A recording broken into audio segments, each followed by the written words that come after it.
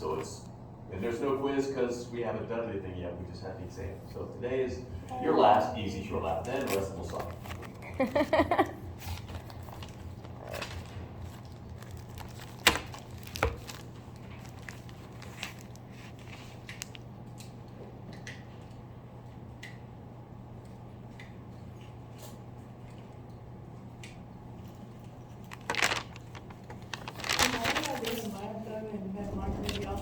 Through heart rate times, and this is just stroke volume. Again, N diastolic volume minus N systolic volume.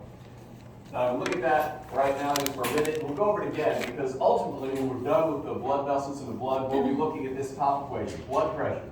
It's only determined by two things, cardiac output and resistance. So half of the blood pressure equation is cardiac output. So what I want to just, again, I've mentioned this a few times, cardiac output is not fixed. So if you change cardiac output, yeah, you're going to have an effect on blood pressure. How do you change cardiac output? Well, think of it this way. There's only 1, 2, 3. Just mathematically, if you're going to change this value, remember cardiac output is like 5 liters per minute if you want to put a number on it. It is a value. If this is going to change, then either this, heart rate, or this, end diastolic volume, or this, end systolic volume must change, right? That's all there is to it. If we want to simplify it a bit, cardiac output will change if one of those 3 things changes. That's really it. It's 3 things. So let me talk about them separately for a minute. Heart rate. We know your heart rate changes. And that's actually the simplest of all these things, heart rate. What changes your heart rate? There's just really 2 things. The nervous system or chemicals such as hormones. That's about it. So there's really just a couple things that will affect heart rate. So let me mention a couple over here because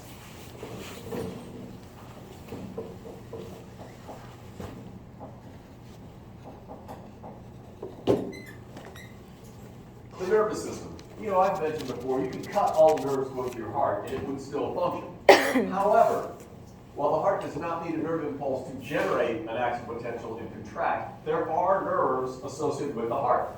They're not there to initiate the action potential, they're there to modify it. The 2 sort of branches of the autonomic nervous system that innervate the heart are the parasympathetic nervous system and the sympathetic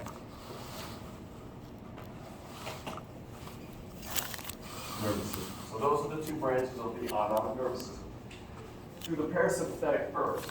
The parasympathetic nervous system, I'll put in the SA node and the AV node. Nerve fibers, axons, from the parasympathetic nervous system, they form synapses or they connect to the heart at the SA node and the AV node, and that's about it. So just a couple of connections. What the parasympathetic nervous system does is it will change the permeability characteristics of the cells of the SA and the AV node. Remember, why does the AV node act as a pacemaker? It has the fastest sort of basic rhythm, right, for generating action potentials. How does it automatically generate action potentials? Remember that you have those sodium leak channels, right? Well, what the parasympathetic nervous system does, it actually, in those synapses, releases acetylcholine. That's what this synapse is right here, this neuromuscular junction, if you will, or synapse. Releases acetylcholine. What acetylcholine does is it changes the permeability characteristics of the cells of the SA and AV node. It basically makes them less permeable to sodium. So the sodium moves in much more slowly, which means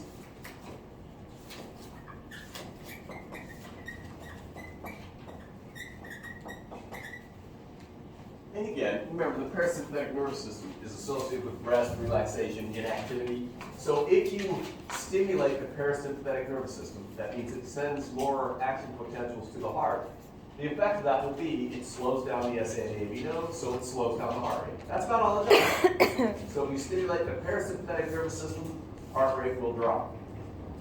The sympathetic nervous system is a little different, of course. These are antagonistic systems, at least to a degree. The sympathetic nervous system also forms synapses with the SA and the AV node, as well as synapses with the cardiac muscle cells in the ventricle. So the sympathetic nervous system, you recall that's your fight or flight response. What it does, it actually, those synapses will drop epinephrine on the heart, which makes the SA and AV node more permeable to sodium, so it will have the effect of increasing heart rate, which is what you'd expect from the sympathetic nervous system. Remember, that one tends to become more active in an emergency, your fight or flight response. One of the things it will do is increase heart rate, because you're trying to pump more blood, more oxygen to the skeletal muscle so you perform better. So that, probably predictable. We're antagonistic systems. Parasympathetic slows heart rate, sympathetic raises heart rate. But to raise or lower the heart rate, you only need to affect the SA and AV node, which is what the parasympathetic nervous system does. But you notice there are also lots of connections between the sympathetic nervous system and the muscle cells of the ventricle. What are they for? They're not for changing rate. Dumping a bunch of epinephrine on the cardiac muscle cells themselves, which is basically what stimulating the sympathetic neurons will do, also will increase heart rate, but it will increase strength of contraction. It affects the mechanical characteristics of the muscle. It actually makes them generate more force. So while parasympathetic nervous system will just slow down your heart rate, sympathetic will raise heart rate and increase strength of contraction, which means, over here, if you stimulate the sympathetic nervous system, how's that going to affect cardiac output? Will it make heart rate go up? Yes, that's what the sympathetic nervous system does. All else being equal, if you increase heart rate, you're going to tend to increase cardiac output, at least to a degree. Agreed? But what does increasing strength of contraction do? All right, remember the heart fills passively, right? If you increase the force it contracts, what's that going to do? Remember, end systolic volume, that's the residue left in the ventricle after it finishes contracting. If it contracts with more force, what do you think is going to happen to that amount of residue? It'll be smaller.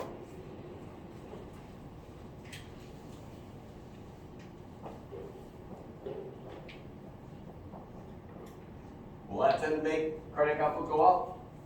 Yes.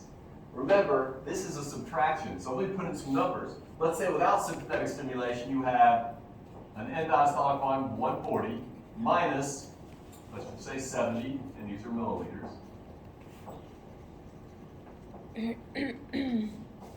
So before sympathetic stimulation, you fill up the heart to 140, then it contracts, and it ejects some blood. There's 70 mils left in the ventricle, so how much did you eject? Well, it's 140 minus 70. That's how much was ejected, right?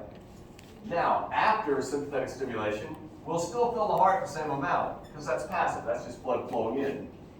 But now when the heart contracts, it's going to contract with more force. There will be less residue remaining. Let's say 50 milliliters. Well, what's that going to do? In this case, stroke volume would be 90 milliliters. In this case, stroke volume would be 70 milliliters. It's going to increase stroke volume, right? If you decrease end systolic volume, that means you ejected more of the blood that was in the ventricles, so it's pumping more. The stroke volume is bigger. Does that make sense? So you get two effects from sympathetic stimulation. You can affect heart rate. You will affect strength of contraction as well. Parasympathetic, all you do is affect heart rate. The parasympathetic nervous system doesn't affect the strength. So for heart rate changes, of course, the nervous system. And now we know the parasympathetic will slow it down, sympathetic speed it up. How else can you change heart rate? Not a whole lot else. What do you think epinephrine would do? Epinephrine as a hormone released by the adrenal medulla. What do you think that does? Increases. That can affect heart rate as well. It basically has the same effect as a sympathetic stimulating the sympathetic nervous system. Epinephrine will travel in blood to the heart, binds receptors, which increases the permeability. You get faster heart rate. So basically, if you're going to affect heart rate, there's really, from what we've looked at anyway, there's really only a couple of things. You can affect the nerve input. So say if you want to increase rate, increase sympathetic stimulation. The only other way to get a change in heart rate is really hormones. Not counting any pharmaceutical drugs that have similar effects, but it's hormones. Things like epinephrine in particular, norepinephrine, will accelerate heart rate. Any other way to change heart rate? Not really. That's about it. So heart rate is pretty simple. It's nervous input or chemicals like hormones, and that's about the only way you can change heart rate. Make sense? You okay? That part's the simple part. now, as we just started looking at, what about stroke volume? All right, anything that affects the strength of contraction is going to affect stroke volume. But you'll find that's fairly rare. About the only thing that separately changes end-systolic volume would be things like epinephrine or sympathetic stimulation. They change the strength of contraction sort of chemically. How about end diastolic volume? All right, this one's important. It's affected by a lot of different things, so you have to kind of keep it in mind.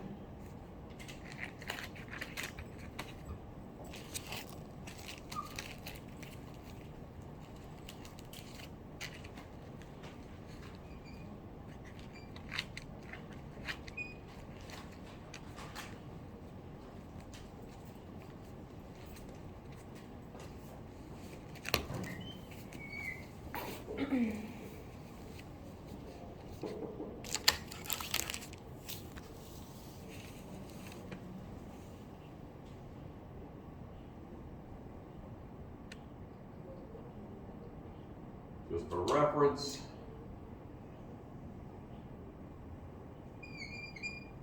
remember the length tension curve for the heart? The more you fill it or stretch the fibers, the more tension you get, right? The greater the force of contraction, right? This is something, again, it's Starling's law of the heart, something you have to keep in mind because there are going to be lots of ways to change this. One of the things you'll probably read about the most is something called, I'll give you a couple different terms.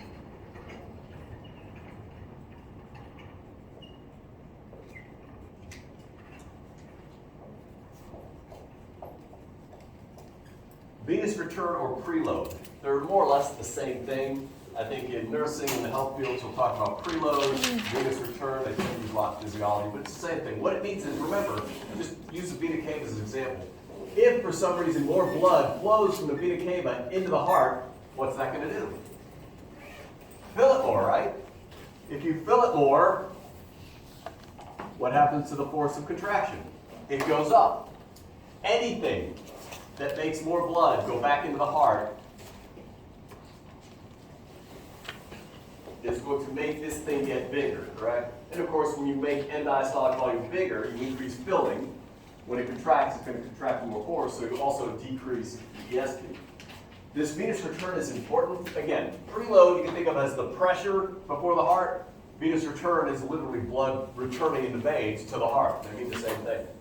The heart is very sensitive to that. Now the other end here, the outlet, these are the arteries. They almost make no difference, very little. If your blood pressure goes up 10 millimeters of mercury, it's not going to have much of an influence on cardiac output. It's the venous end that is kind of sensitive. Let me give you an example. Have you ever been like lying down, on the couch or something, you sit there for a long time, and then you name the dog, I don't know, biting the door or something. You get up real quick, and you go, whoa, you like that? That ever happened to you? Orthostatic hypertension. You're affecting this. Because here's what you got. Let me draw some picture over here of you.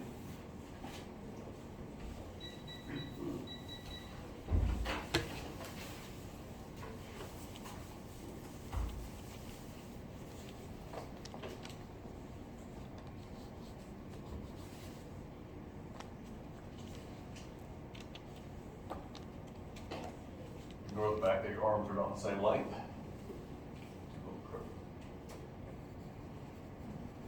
Kind of look at the cap of the blood vessels. Realistically, if you look at the heart here, most of your blood is down here, right below your heart. It's nearly as much above your heart. So you can think of this, as the vena cava sitting right here. And of course, the vena cava is one of the veins bringing blood back to the heart. Now think about it. When you're laying down, horizontally, better be careful with that little stick. Take it out.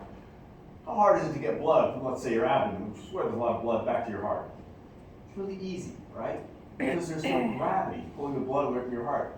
So here's what happens. You got all this blood flowing back to the heart really easy. As soon as I stand up, what happens? All of a sudden, gravity is now pulling the blood down, right? It makes it harder for it to travel up the abdominal blood vessels like the vena cava and back to the heart. So just that process of standing up tends to be a force that pulls blood away from the heart. That means less of it gets to the heart. This drops. That reason you get a little lightheaded as soon as you stand up, is all of a sudden your cardiac output has dropped. It's plummeted, which as we'll see affects your blood pressure, and you get a little lightheaded for a moment. You compensate, it comes right back up. But just changing posture, that's what you're changing, is blood flow back to the heart. When you stand up, there's less venous return, less preload. Your stroke volume drops for a moment. So you do something else to compensate. Other things that will impact this, again, there's going to be a lot. When you are hemorrhaging, you know, you had some kind of traumatic amputation or something, you're losing blood. First thing we're going to try and do is replace your lost blood volume. Because what happens when you lose blood? Why do they just patch the hole and okay, you're good to go? Why do they give you all these transfusions? They give you saline, or they give you plasma, or they give you units of blood. Why do they do that? Because remember, your circulatory system is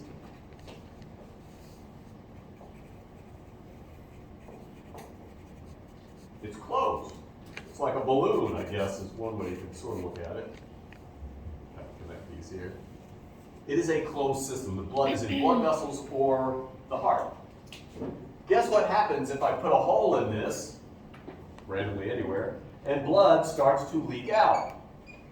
What does that mean as far as sort of cardiac output goes? If there's less blood in here, isn't there going to be less blood going back to the heart? That's why hemorrhage is a problem. As soon as you start losing blood, your cardiac output drops. There's less blood in the system, less going back to the heart, end diastolic volume drops, cardiac output will drop. If it drops low enough, you're not going to get enough oxygen to the tissues, you start to die or pass out or whatever. That's why the first thing they'll do in an emergency if you're bleeding, they will replace lost blood volume. They can do it with just salt water or normal saline. Anything will help. You've got to reduce that lost blood volume. On the other hand, if you increase the blood volume, you'll get a transfusion, or you release aldosterone, and it causes your kidneys to reabsorb salt and water. If there's more blood, more fluid, more volume in the circulatory system, what happens? Well, if there's more blood here, there's more blood going in there, right? You'll get an increase in diastolic volume and an increase in cardiac output. This is actually, as we'll see, how you control blood pressure. One of the problems with chronic blood pressure is really a volume problem. If your kidneys are reabsorbing more water and sodium than you need, it's going into your blood, it's increasing blood volume. You increase blood volume, you increase blood pressure because of the effects on end diastolic volume. Does that make sense? Lots of things will affect venous return, or preload as they call it, which is going to affect your stroke volume and therefore cardiac output and blood pressure down the road. Does that make sense?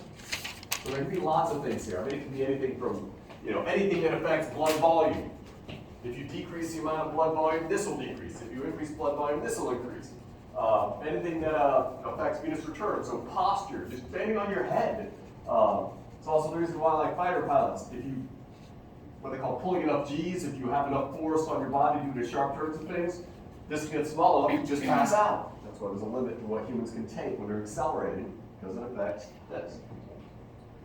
All right, we'll come back to this, but this is part of it. So again, once I'm done with blood vessels and blood, we'll return to that top equation and dissect a little bit more. Yeah? So when you say like when the heart chambers are stretched, like you mean like when they're contracting? No, stretch, this is during diastole. So stretch just means if you have a bag, think of it like a water balloon. If I put more water in it, what happens? It stretches it out.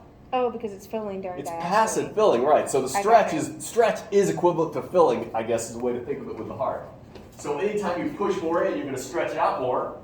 When you stretch it out more, it's going to contract with more force, up to the maximum. This is the input. More in, more force out. Put more in, it contracts with more force, it ejects more, it pumps more.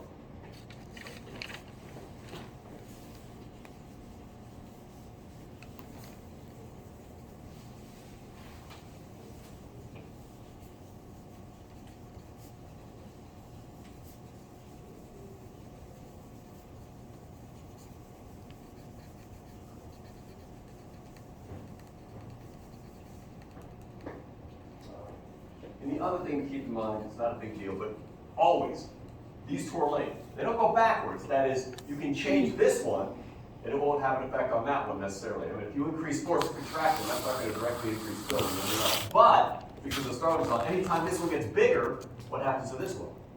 It gets smaller, always. That's intrinsic characteristics. You fill it more, when it contracts, it's actually going to even eject more. So you start with more, and you're going to end with less. So these are linked, at least this direction, because of Starling's law of the heart. More blood in, it's going to eject more blood, and it's actually going to be even emptier when you put more blood in. It's going to squeeze on that blood with more force. So realistically, anytime this goes up, that's going to go down.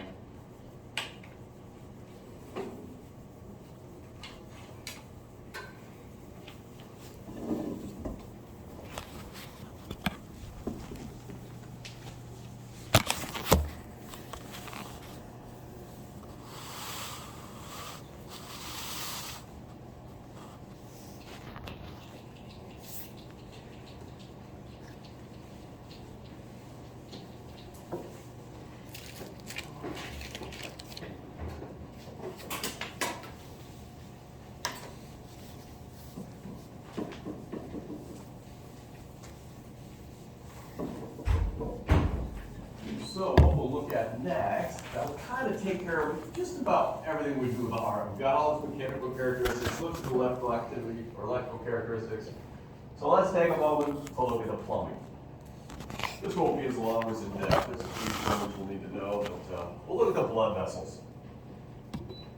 We've already looked at them a bit lab. Now I'm not going to go over the anatomy, brachial, axial, and that's not what we'll do. We'll kind of look at more of their function than their actual names. Yeah, the naming part, that was lab.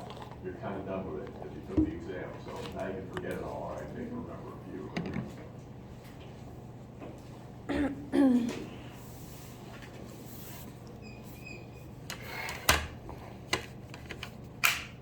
All right, as I kind of already mentioned, the circulatory system, it's a complete loop. I mean, we've got a portion of it here. Here's the left ventricle. We're just looking at the systemic circuit in here, but pulmonary is the same. Here's your aorta. If you follow the blood around, of course, it branches, gets smaller and smaller, and it all comes right back to the heart. So it's one continuous loop of blood vessels. But it is one continuous tube. But we're humans, so we stick different labels on different things because we want to kind of chop them up into smaller categories. That's what we've done with blood vessels. These are all blood vessels, but we got lots of different categories of blood vessels. We've already looked at a couple.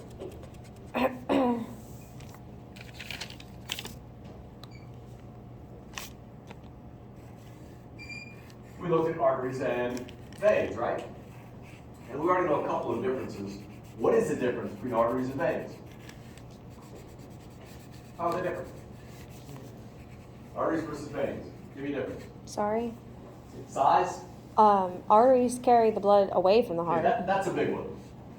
So,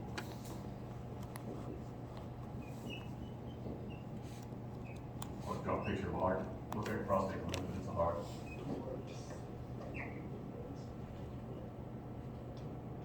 So you talked about preload. Are we going to need to know about like afterload and all that too? Afterload is blood pressure, but not yet. Okay. And afterload is not really that critical. You can change your afterload, it doesn't affect cardiac output. You change your preload, it affects it a lot. And that's kind of important. So changes in systemic blood pressure don't have much of an impact on cardiac output. Changes on the other side, the beta side, the preload, that has a huge impact on cardiac output. The arterial line doesn't do as much, it's not as important. All right, so yeah, we looked at it in the lab. Of course, leaving the ventricles are the arteries. They take blood from the heart out to the tissues. And then once the blood's passed through the tissues, it returns in veins. So we kind of looked at it in the lab. And that's what we're showing you here. Again, on this diagram, we're looking at the systemic circuit. So again, why are these things red? It's not because they're arteries. It's typically arteries have blood with more oxygen in it. They call it oxygenated blood. And in the systemic circuit, once the blood passes through the tissues, it gives up some of that oxygen. So this blood returning to the veins, we call it deoxygenated. It's not really out of oxygen. In fact, as we'll see, the blood in your veins has 75% of the oxygen it can carry. It's not empty. Whereas arteries might have 100% of the oxygen it can carry, the blood can carry. Veins have 75%. It's only, they're not empty, but it is a lower oxygen level. And just keep in mind that would be reversed. The color would be reversed in the pulmonary circuit. Pulmonary arteries and veins, we already mentioned, are carrying deoxygenated blood. They are still arteries because they're carrying blood away from the heart. The color isn't really, it doesn't determine what they are. But yes, the arteries are the outlets. They take the blood away from the heart. Now, of course, we're now, as you can tell by the diagram, not going to call them all just arteries. There are different categories of arteries. What you have to keep in mind is if you look from the aorta to the smallest of the arteries, there are gradual changes in their anatomy and what they do. There's no sharp line separating these categories I'm going to look at. We kind of arbitrarily draw a line because we're humans. We're going to call this type this one, this type this, this type this. It's a continuous change. We just kind of draw the lines. We're going to separate arteries into three types. The veins are also separated into categories, but to be honest, I'm not going to mess with them much. We'll just kind of, because it's not as critical. But the arteries are going to split into different types. Now, one of the things we'll look at, you know, in lab, we looked at the aorta. That's the biggest artery you got. And actually, when we went down, we didn't get to very small arteries. We were looking at pretty large arteries all the way through. Most of what we looked at were pretty big arteries. But if you were looking at these arteries, starting at the heart, like the aorta, and moving all the way to the tissues, and you like looked at a bunch of sections under a microscope, the aorta to these smallest arteries you can find in the tissues, what you see are gradual changes in the wall of the blood vessels. So to give us a place to start, most of these blood vessels, if you section them and look at them under a microscope, they're made up of layers. They call them tunics.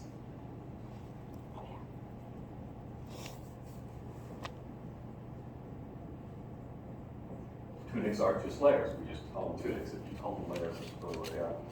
So, well, if you look at any of these blood vessels, you can separate them into layers. Now, some of the layers are missing in some of the blood vessels, but in general, there's three. Let me use this top one here to kind of just describe generally what the layers are, and then we'll look at how they differ from one blood vessel to the next. That'll work. You enlarge this a little bit so you can see it better.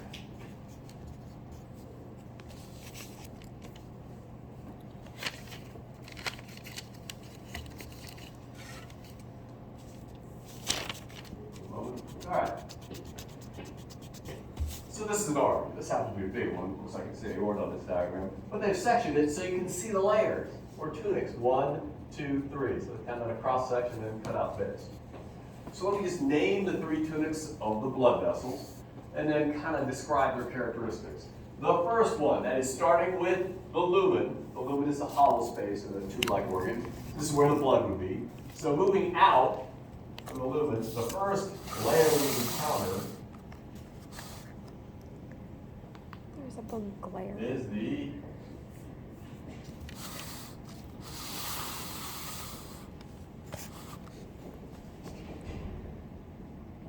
tunica interna, which makes sense. It's the internalmost layer. You may see it called the tunica intima in some textbooks. I think yours is using interna, not intima, but it's in intimate contact with the blood. They're both descriptive names. Now, this particular tunic is present in every blood vessel of your body. So this is going to be a universal tunic. It's very similar in all blood vessels. And all it consists of course, the inside of your blood vessels is a surface, right? So it's covered with a layer of epithelia. That's what this brown thing represents. It's a layer of simple squamous epithelia. You looked at probably examples of simple squamous epithelia in Anatomy 1. It's just a single layer of these squamous shaped epithelial cells, so just the little flattened, look like fried eggs sometimes in diagram of cells. Now, is a layer of epithelia, just like any other, but they give it a special name. They'll call it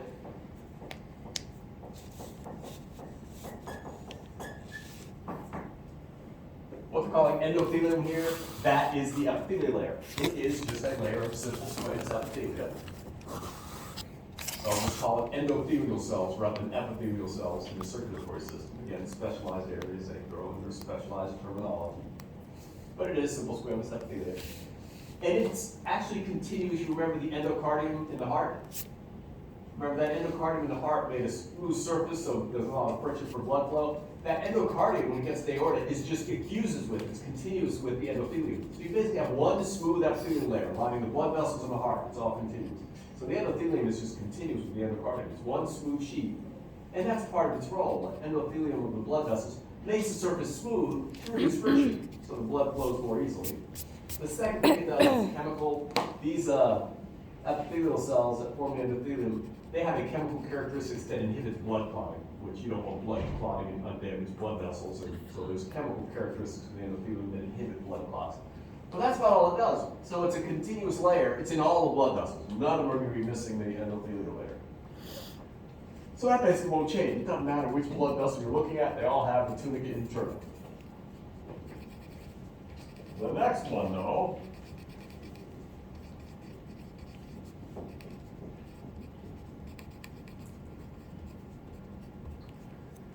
creatively enough, this is called the tunica media. Why? Because it's in the middle. Not very creatively. names, but I guess it's descriptive. It's the middle layer, kind of one with squiggly black lines here, so that's the tunica media. This is the one, as we go through the different types of blood vessels, this is the one that will change the most, depending on the function of the blood vessels. Now, typically, what you find in the tunica media will be a couple of different things.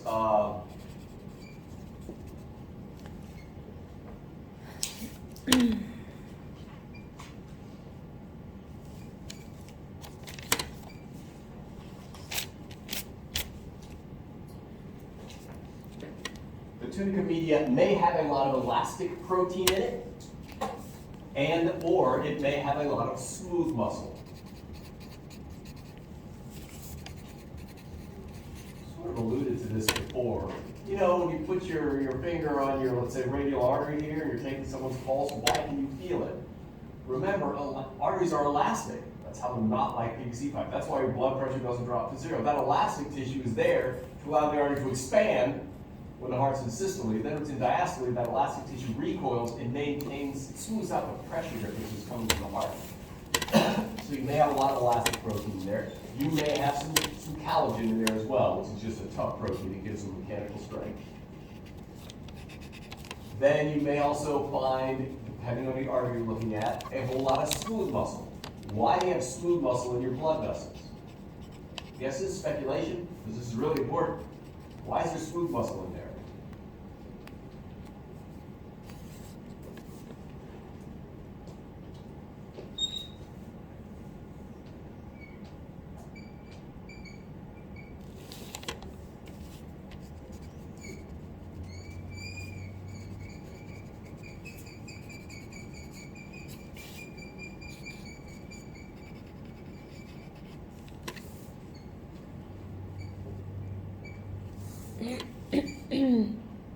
All right.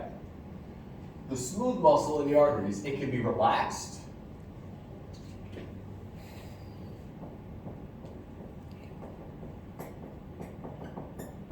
That's how you spell it. That's referred to as being dilated or vasodilated. Relaxed smooth muscle, the artery, the blood vessel is going to be really big. Or the smooth muscle can constrict.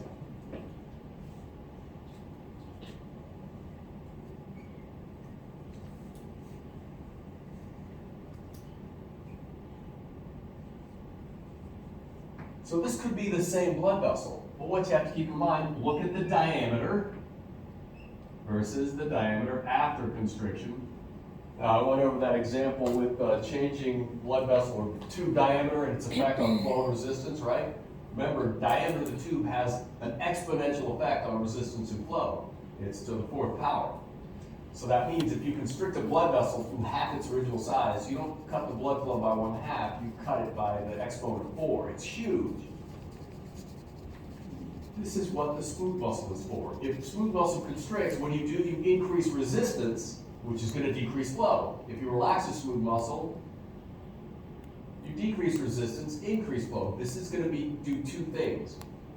By constricting or relaxing the smooth muscle, the blood vessels can control how much blood flows through them, independently of what the heart is doing to a degree. Also, that smooth muscle, if it all constricts, if there's net vasoconstriction, it's also going to have an impact on flow. It's also going to have a big impact on blood pressure. Again, remember, if you do a silly drawing of your heart, something like this.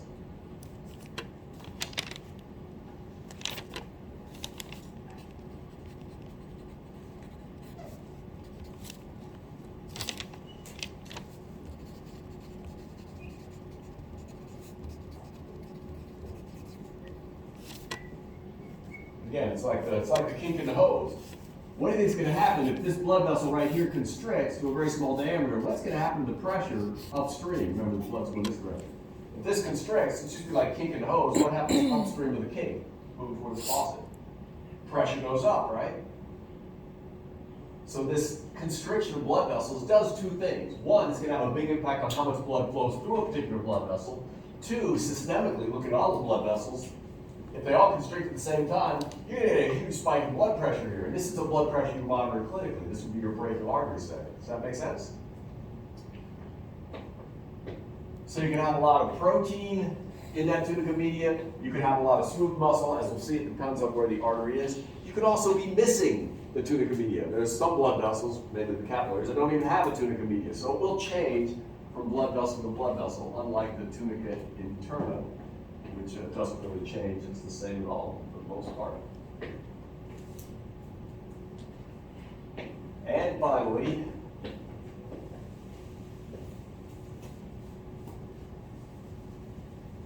there is an outer tunic,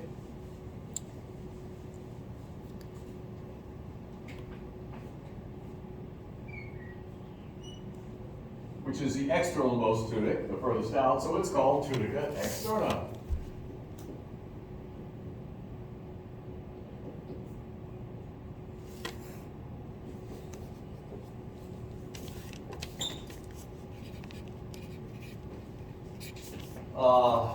The tunica externa is mostly protein. It's a lot of collagen. It does a couple of things. In some blood vessels, it may contribute to just the toughness of the blood vessel wall. It makes it tougher. Collagen is one of your stronger proteins. It's what tendons and ligaments are made out of. I mean, you know, you can use your tendon to tow a car with, they're that strong. So the collagen gives it mechanical strength mostly. But collagen is not elastic. It doesn't stretch much. Also, you might have noticed when we were dissecting your cats, initially, particularly the appendages, the blood vessels aren't just hanging out there. They're actually anchored to the surrounding muscle of the tissue. That's what this tunica externa does. It's basically holding the blood vessels in place in the surrounding tissue. So it may add some mechanical strength. It also is anchoring the blood vessels to whatever area they're supposed to be in. All right, so those are the three tunics. And I'll mention one more thing about the tunica externa. If you looked at it under a microscope, you might see some other things in the tunica externa. They've noted them here. There are nerves, kind of in yellow, running through the tunica externa. Of course, these are nerves going through the smooth muscle. As we'll see, the nervous system has some control over the blood vessels constricting or relaxing. In particular, the sympathetic nervous system. Most of your blood vessels, with at least one exception, the erectile tissue, but almost all the other blood vessels are controlled exclusively by the sympathetic nervous system. As we'll see, the sympathetic nervous system makes some arteries constrict, it makes others relax, but it's usually sympathetic nerves. So they're running through the tunica externa to get to the tunica media. Also, kind of strangely, there are blood vessels.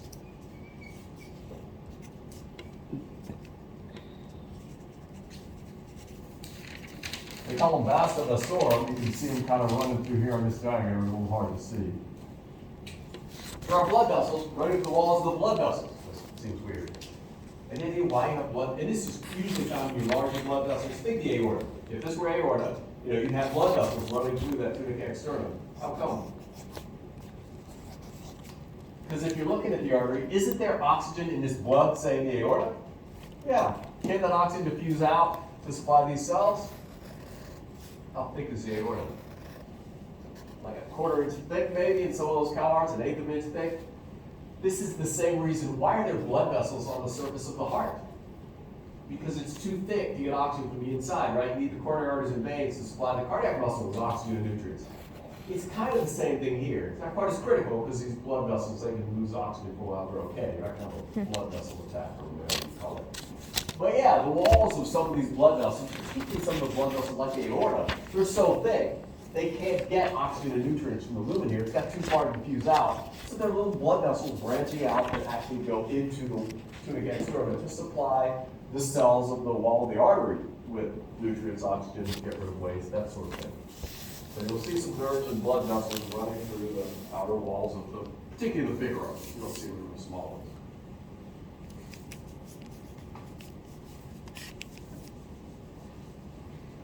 So the Alright, other so- layers don't have that?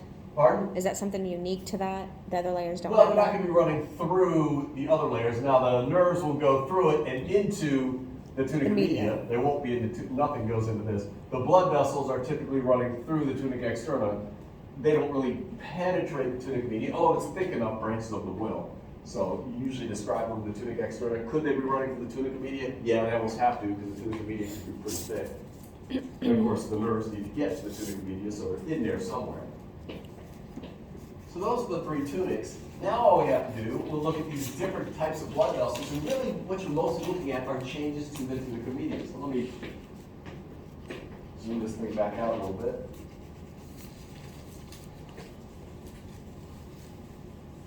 So what we're going to do with the arteries, we split them into different size classes. And there's lots of different overlapping names on some of these things, so I'll give you a few different names that describe the same blood vessel. But basically, you can separate arteries into large, medium, and small. You know, kind of makes sense. So the largest arteries are called large arteries. Those probably there. They're large arteries. These are the most, like half the ones we looked at last. The aorta, the brachiocephalic trunk, Elastic. the axillary. Those are considered large arteries. So they're called large. You may also see them called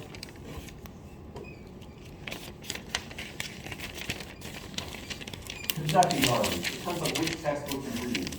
You know, they might call them large arteries and or conducting arteries. Think aorta when you're thinking this size class. What is the job of the aorta?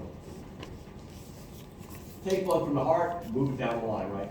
They call these conducting arteries because all they're supposed to do is move the blood from one point to another with as little resistance as possible. In fact, let me switch. I got to switch diagrams here real quick. Go back to blood pressure. Pressure on here. Oh, there's a lot of text on this PowerPoint. You can kind of ignore it because I used this one when we were doing You said it's to transfer the blood with the least amount of what? resistance.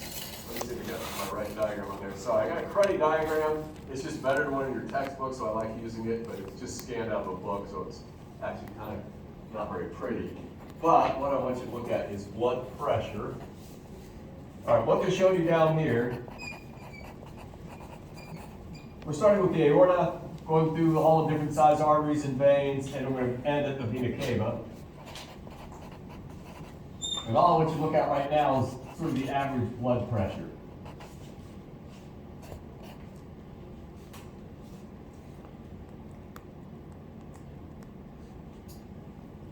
So this would just be, taking your blood pressure at your aorta, moving into the brachiocephalic trunk, then the brachial, then the radial, and ulnar, then, all the way down into the veins back to the heart. This is just the blood pressure from the ventricle, basically left ventricle to the right atrium. That's the systemic circuit. And of course it drops, as I mentioned, all the way through. But notice, as you go from aorta, brachiocephalic trunk, subclavian, axillary, brachial artery, those are all pretty big arteries.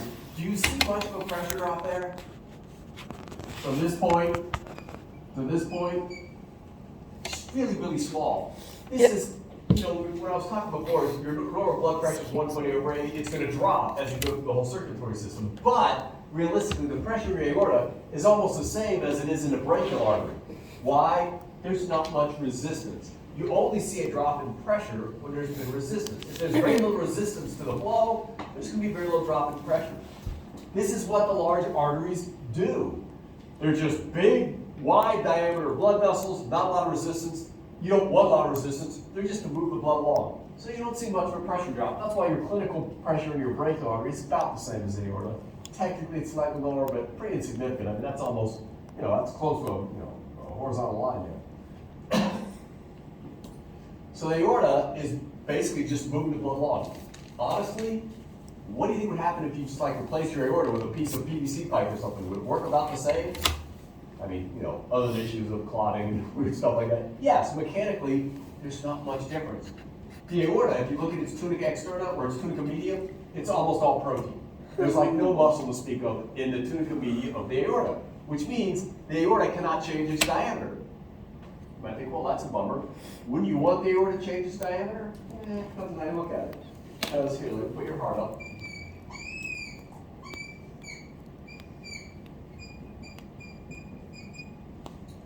So let's just assume for a minute there was smooth muscle in the aorta. So let's say, and we know your demand for oxygen goes up and down, right? When you're just sitting there doing nothing, metabolism is pretty low, you don't need much blood going to your tissues, correct? Then if you start getting up and exercising and running around, you want more blood to go to your tissues. That makes sense, right? Couldn't you do it this way? Let's say that you would have had a lot of smooth muscle. So let's say right now you're not doing much of anything. If we constricted the smooth muscle in the aorta, would that reduce blood flow to the tissues? Yes. Made it smaller, much more resistance, less blood flow. Then if you start exercising or something, you could relax the smooth muscle and blood flow go up. Would that work to control blood flow to your tissues? Yes. I mean, it's mechanical. If you had a valve there, which is what smooth muscle sort of is, if it constricts some, you're going to get less blood through it. If it dilates, you get more blood through it. So the system mechanically would work, but isn't a good way to control blood flow out of your heart. Of course, we don't have smooth muscle in there, so why not? What was bad about constricting or relaxing the aorta to control blood flow? It'd be the same thing. Let's say you had a pump. You had a gasoline pump or something. That's why pump. And you have, a hose coming out of it. I don't know, going to your field or something, you're going to irrigate.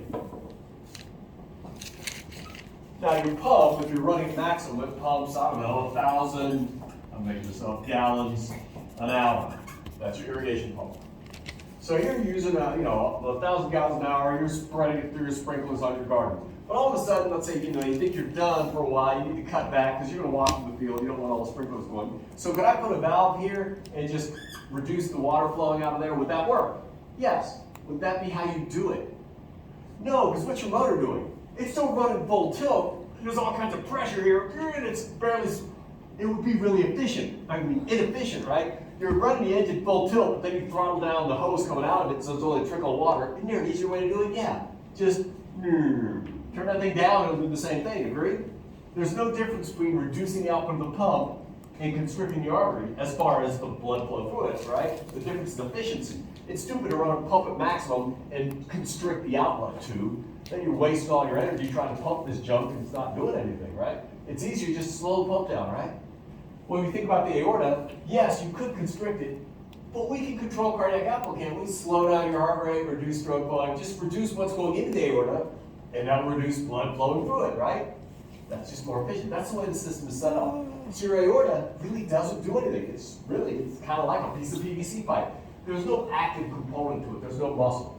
The aorta is just a conduit. Now, that being said, the tunica media is really thick in the aorta, but it doesn't have muscle in it. What's in it? All kinds of protein, elastic and collagen proteins all through that wall. Why is that? Because what's the pressure in your aorta? Up to 130? You could be sitting in the emergency room of your hospital. If your aorta ruptures, guess what? You're dead. It's just going to lose blood so fast, you're dead. Evolutionarily, then, the aorta is developed to not fail. I mean, it's a really thick, tough hose, and that's all it is, sort of. It can tolerate the pressure. That's why they're so thick. That aorta is receiving really high pressure blood from the heart. It can't fail or you're dead.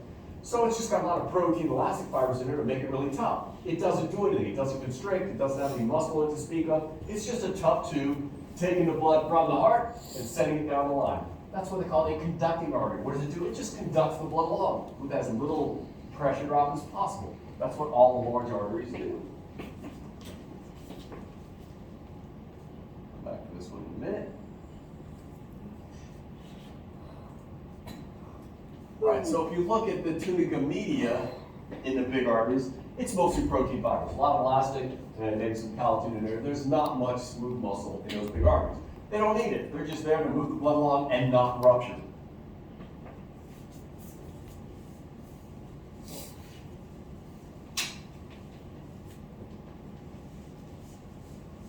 Then we go to the next size artery.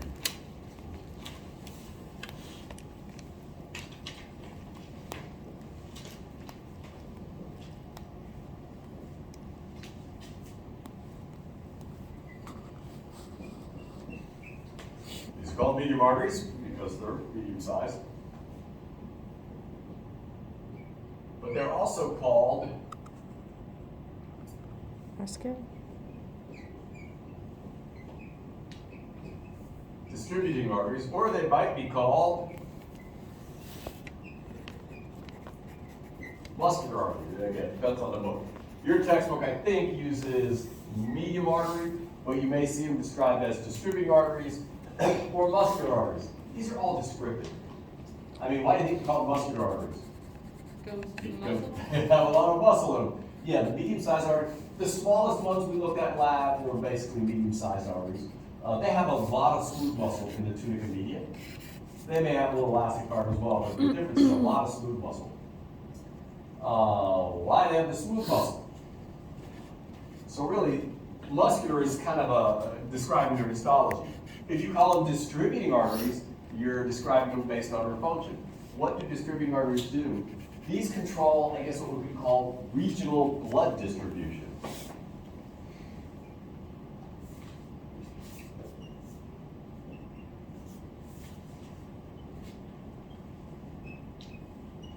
Let me give you an example. I think I got something here. Oh, that was it. I passed it already. Maybe this one. There it is. All right. You only have so much blood. You only got 5 liters of blood. And you've only got so much cardiac output. What that means is you cannot send all your blood to all your tissues all the time. You don't have enough blood.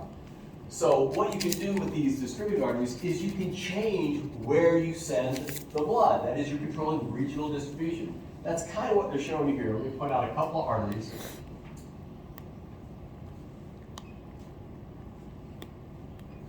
You remember that superior mesenteric artery? Oh, you have the celiac trunk, then the superior mesenteric. That goes to your intestines, basically. From mesenteries to your small intestine. So this is representing superior mesenteric artery here and here. Then down here, these are representing the iliac arteries, say, going down to your legs, the muscles of your legs. So they're showing you two scenarios. There's this couch potato drinking a beer while he watches TV. And we're assuming he ate something to go with his drink. Right now, when you have a lot of food in your guts, you've eaten food, it does take a fair amount of activity, metabolism, oxygen, to process the food. So notice they're trying to show, it's exaggerated a bit, but when you're digesting your food, for example, you're sitting there digesting, the superior mesenteric artery is dilated, the smooth muscle relaxes. What's that going to do to blood flow to the intestines? Make it go up, the tube's bigger. On the other hand, the blood vessels going down to the muscles of your legs, he's not using them, he's just sitting them on a footstool. They don't need much oxygen. Those blood vessels constrict. These are examples of medium-sized arteries controlling blood distribution. In this example, you're sending a significantly large amount of blood to your abdominal organs, a whole lot less to your leg muscles, let's say. Alternatively, if you change your pattern, and this could be the same person, if you got up and started running around or something, I don't think you run really fast, you kind of do it here, but if you get up and start running, now all of a sudden your demand for oxygen in your legs goes up. You don't need to digest your food right now, and you notice the opposite happens here. When you're under a period of physical activity, you don't need to send a whole lot of blood to your intestines, so the superior mesenteric artery, the smooth muscle, will constrict and get smaller. On the other hand, the blood vessels going down your legs, what they're showing is iliac arteries here, they dilate. This is going to increase blood flow to the skeletal muscles of your legs so they can perform better. They can make more ATP, contract more. Does that make sense? That's what we mean by regional blood distribution. So, if you dilate your iliac arteries, that's going to send more blood to your legs. Now, can you send more blood specifically to your, let's say, gastrocnemius, as opposed to your vastus medialis? I'm trying to remember most of the leg, it's been a while.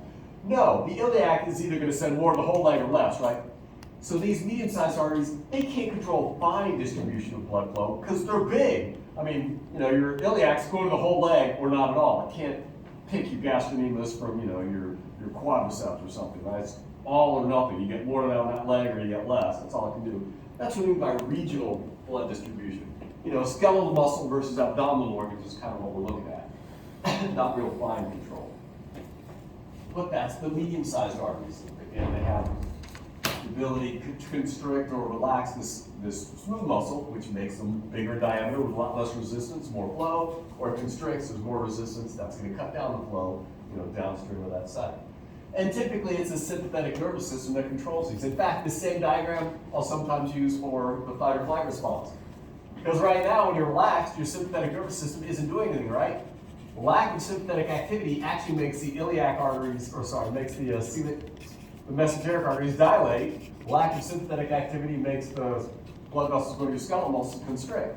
Then, if you get active or scared, when the sympathetic nervous system kicks in, it makes blood vessels go to your skeletal muscles dilate. Once go to your abdominal muscles constrict. Because it's not important if you digest your sandwich. A starving dog eats you, it's getting your sandwich anyway, so you need to It's kind of the same effect here. These are controlled by the sympathetic branch of the autonomic nervous system.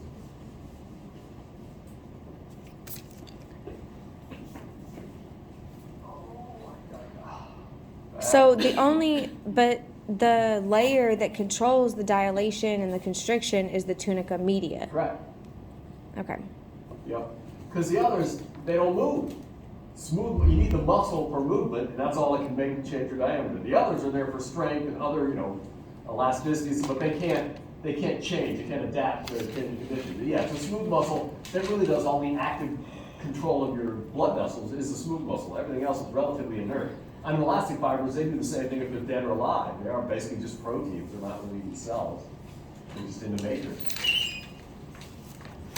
All right, so let's see. Medium. Let's look at the smaller ones.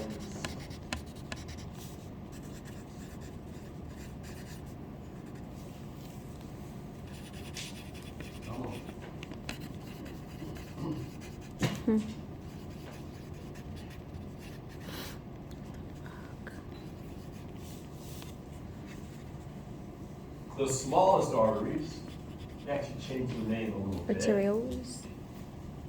They're called arterioles.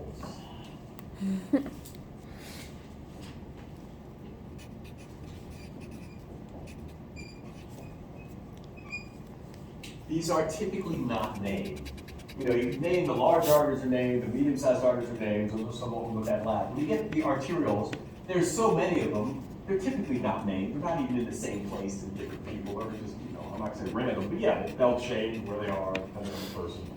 So they're really not named. We'll look at a couple exceptions. There's a few in the kidney where we actually give them a name, but for the most part, these don't have a name, like brachial or something, or anything like that. These still have all three tunics, but these are pretty small blood vessels. I mean, there's no way you're gonna pin it in the lab exam when you look at any of these. So the arterioles, again, they're very numerous. They branch, so there's millions and millions of them. I will say though, they still have a tunica media with muscle in it, and in proportion to the size of these blood vessels, they actually still have a lot of smooth muscle. So what do the arterioles do? I'm gonna give two functions to the arterioles.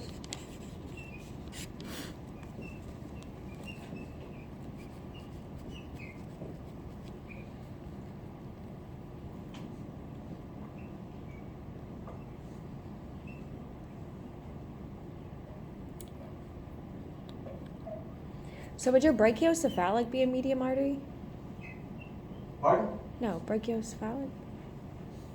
Never Thank mind. you. I was trying to think, because you said, an example of the medium would be common iliac.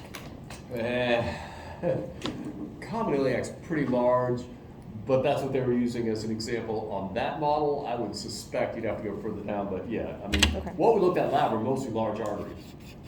Oh, okay. The smallest ones we look at, things like radial ulnar, those are medium sized. So yeah, a lot of what we looked at were pretty big. I don't know that I'd call a common iliac a medium artery, but that's what they're referring to in the article, so I'm not going to, or not my picture, so I'm not going to dispute it. Same with the celiac trunk, it's pretty big. But they do constrict, so they've got some muscle in them. Okay. All right, major.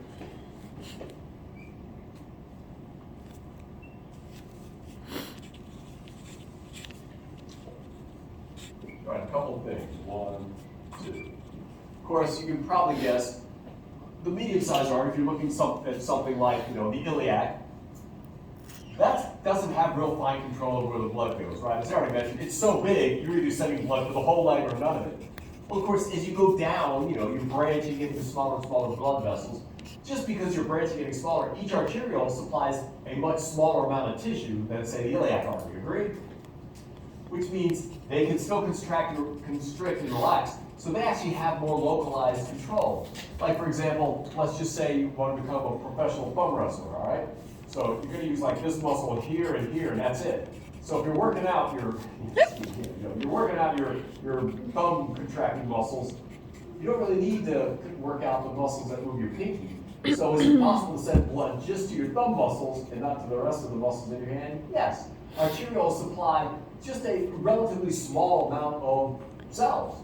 So you can increase or decrease the blood flow through individual capillaries, which will actually give you fairly fine control over where you're sending the blood. Does that make sense? Just because of where they are in the plumbing, because each arteriole, there are many more of them, they only supply a smaller mass of cells, you can increase and decrease blood flow through individual capillaries, which will control local blood flow, much more precisely than a medium artery.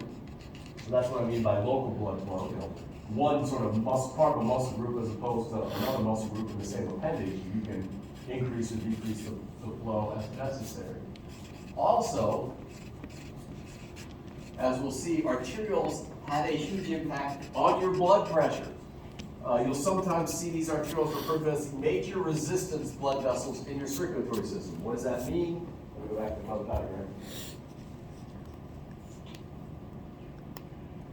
Go back to this one.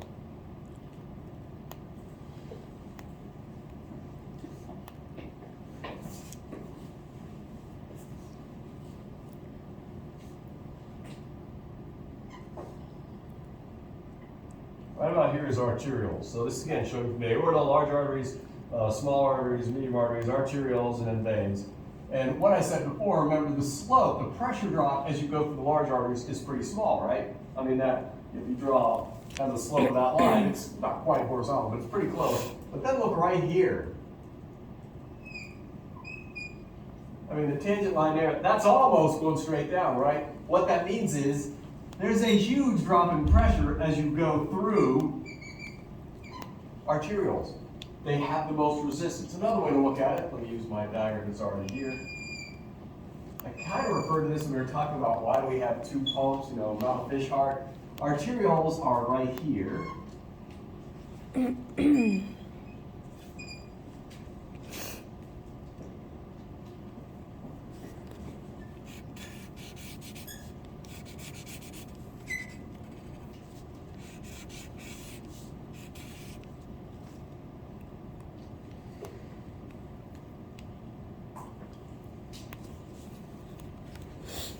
All right, stupid diagram, not very pretty, but here's all your big arteries. When you get the arterioles, they're like the pinch point, they're the kink in the hose. The arterioles have the smallest diameter. So if your arterioles are going to constrict here, what's that going to do to blood pressure? Remember, clinically, we're interested in the blood pressure here in the artery. We don't care about blood pressure downstream necessarily, not most of the time. So if your heart's pumping out blood and you constrict these arterioles, what's that going to do to blood pressure? That constricts. Assuming cardiac output stays the same, and you squeeze these things to make them even smaller, what's that going to do to blood pressure up here? They go up. It's made by the kink in the hose. That's what your arterioles are. They're like the pinch point. So if there is net constriction, by this overall your arterioles constrict, guess what that does to blood pressure? Boom. If your arterioles dilate, guess what that does to blood pressure? Boom. So this is kind of the choke point or pinch point. They have most of the resistance. That's why if you go from the arteries before the arterioles and you compare the pressure here to the pressure downstream of the arterioles, you see a huge pressure drop there, just like you would in a kinked hose, right? Pressure is really high before the resistance. Once you pass through that area of resistance, blood pressure is really low here.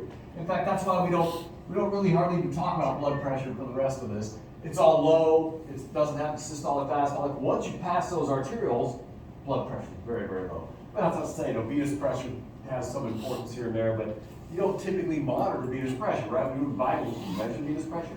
No, not unless there's something weird going on that might lead you to go look there. You measure this pressure, because once you drop this resistance, the pressure on this side is really, really small. It's not that important. Big pressure's here. And that's in part due to the arterioles. They have a huge impact on blood pressure. They constrict, blood pressure goes up. They dilate, it goes down. And you'll see that's one of the ways you use to control blood pressure. If your blood pressure gets crazy low, one of the things you'll do in an emergency is net vasoconstriction of your arterioles. That will help, at least temporarily, to boost your blood pressure. It's on the side of the. Oh, thank you. I wonder why no one sits in the front row. Oh. You see a rapid drop, a huge amount of the pressure drop as you go from the ventricle side to the atrial side is due to that pressure drop in your arterioles because they do have most of the resistance. And there's resistance elsewhere because you still see pressure dropping, but the biggest drop is as blood moves through those arterioles.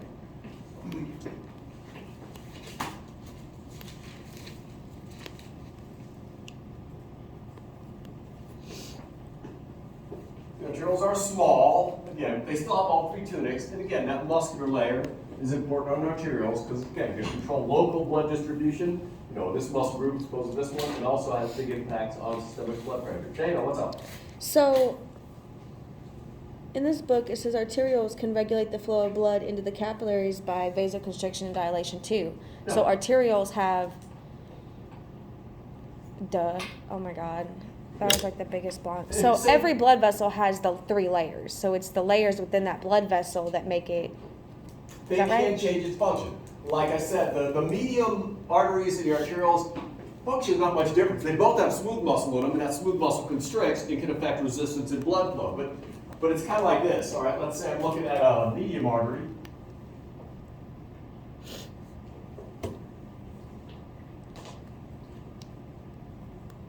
I'll keep them simplified because of my drawing limitations. And let's say these are arterioles. And I'll have a few cells over here, supplied by this one. Anyway, I've got capillary beds, that's what the arterioles are running into. So let's say I got some cells here, and I got some cells here. And I'm going to call this A group, B group, C group. All right. Then if you imagine this medium artery, can this medium-sized artery, again, blood's going through it, can it send more blood to this population of cells up here in A as opposed to this set of cells down here in C? Can this artery preferentially send more blood this direction than this direction? If, No. Probably not if there's Because no this, pressure. all this artery can do, it can constrict, that'll reduce blood flow to everything down here, or it can dilate, that'll increase blood flow to everything, right? This doesn't have, that's what I mean by fine control. This can either increase blood flow to this whole area, A, B, and C, or reduce it. That's all it can do. Now the arterioles, though, because they're just smaller, if this arteriole constricts, it can reduce blood flow in this direction, and these could dilate, and so I can get more blood flowing here and here to B and C, less to A, right? That's because the arterioles have more localized control. But they're controlling blood flow the same way. Both the medium artery and arteriole, they just vasoconstrict or constrict the smooth muscle, less blood flow through that tube, you dilate it, more blood flows through that tube. But because of the numbers and the distribution, you got a whole lot more arterioles, and they affect a smaller number of cells, you can control blood flow to a smaller scale. Does that make sense? Mm-hmm. That's it. And then systemically, looking at all of it, the arterioles have the biggest impact on blood pressure. If they all constrict, or there's average constriction, your blood pressure goes up, they dilate, blood pressure goes down, assuming cardiac output remains constant.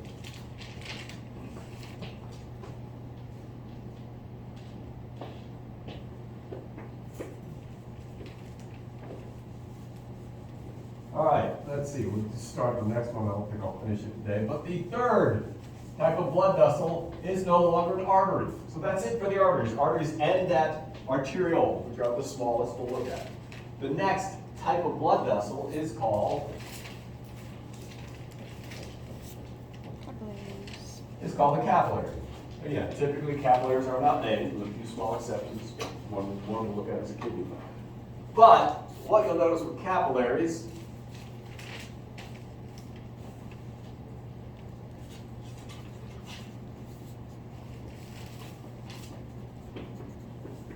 these structurally are quite different.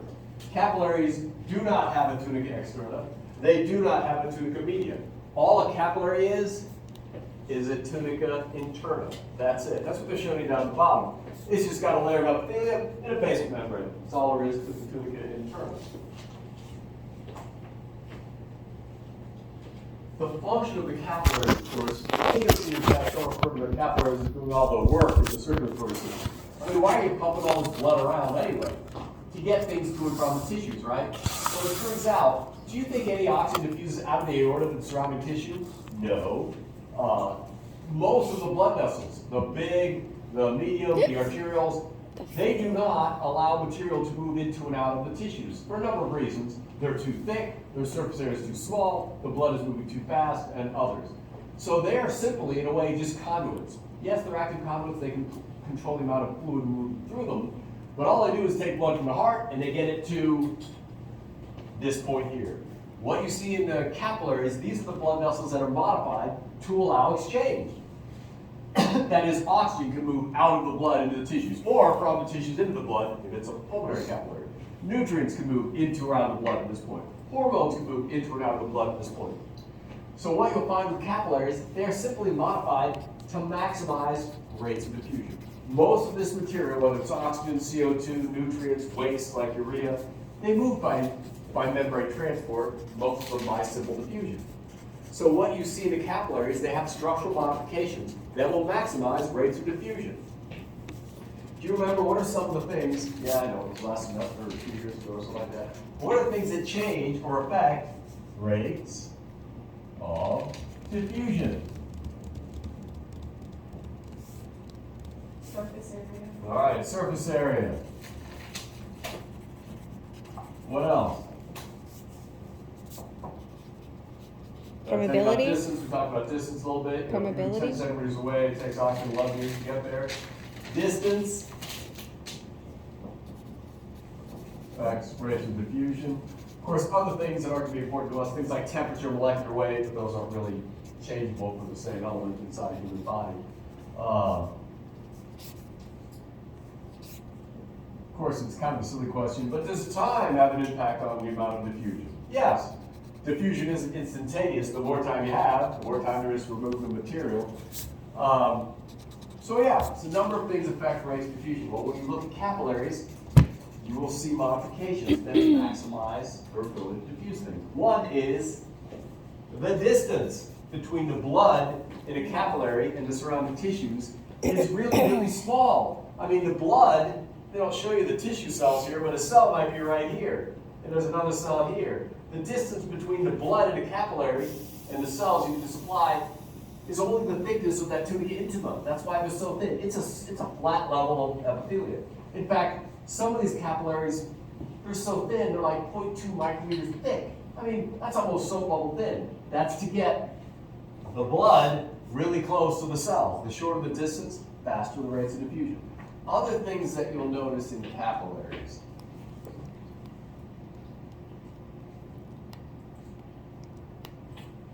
You know, take a razor blade, cut yourself, pick a spot, any spot. No, not really. But what's going to happen? You're going to bleed. Why? Because capillaries are incredibly extensive. There's millions and millions and millions of them. In fact, no cell in your body is more than about 5 cell diameters away from a capillary. Again, that's the distance thing. So to keep the distances low, the density of capillaries is huge.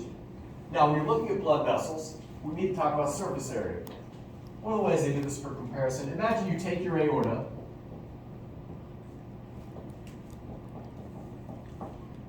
might you talk about cross-sectional area in your textbook? Well, imagine taking the aorta, make a nice clean cross-section, and if you look at cross-section, it's a circle, right? Cross-section of the aorta. You just calculate the surface area of that cross-section. That's what they mean by cross-sectional area. Is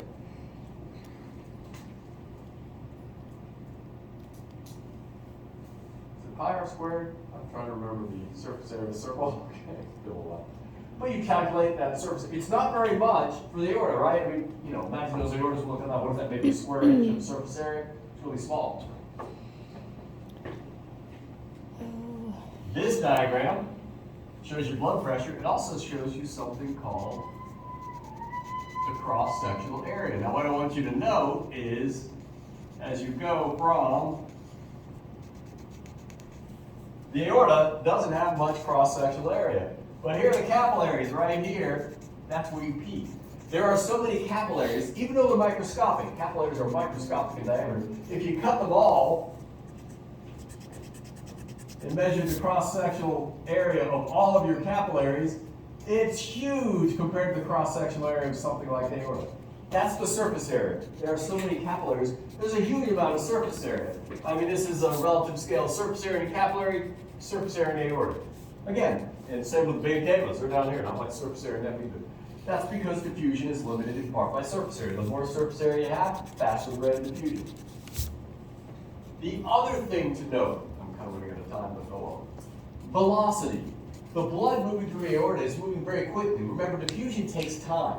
So the blood through the aorta is going squirt, squirt, squirt. When you get to the capillaries, blood flow is actually intermittent through the capillaries. And if you can watch with the camera, blood would go through a capillary for a while, then stop. Sit there for a while, then move for a bit, then stop. Then move for a bit. It moves very slowly. In fact, if you look at this diagram for velocity of blood flow,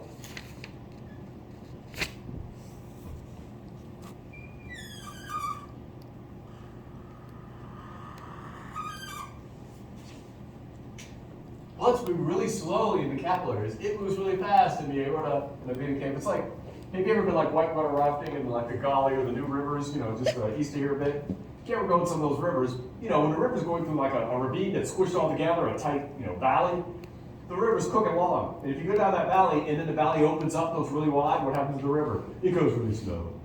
It's all flat water, it's boring. And then if the walls of the valley come back in, it shoots through again. So the speed will change. That's what's happening here.